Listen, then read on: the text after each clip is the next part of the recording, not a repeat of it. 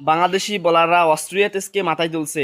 বাংলাদেশের বোলাররা অস্ট্রেলিয়ান ব্যাটারদেরকে তারা ক্রিজে থাকতে দিচ্ছে না। অস্ট্রেলিয়ার অলরেডি 8টা উইকেট চলে গেছে। 8টা উইকেট 200 রান নাই হইতে 200 রান হওয়া এখন পর্যন্ত বাকি। 200 রান হবে কিনা সন্দেহ, কারণ অস্ট্রেলিয়ার আর একটি খালি ব্যাটার আছে স্মিথ। এই স্মিথকেও বাংলাদেশ তার 2 রানের মাথায় তাকে আউট করে ফেলতো, কিন্তু বাংলাদেশ 3 থেকে 4টা তার ক্যাচ ছাড়িয়ে দিয়েছে, ইজি ক্যাচ।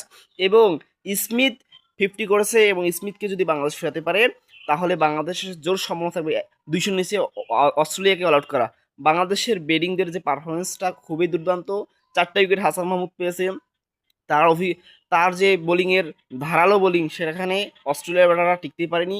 হাসান মাহমুদ 4টা উইকেট, এবাদত হোসেন 2টা উইকেট পেয়েছেন, এবং আমাদের তাসকিন আহমেদ 2টা উইকেট পেয়েছেন।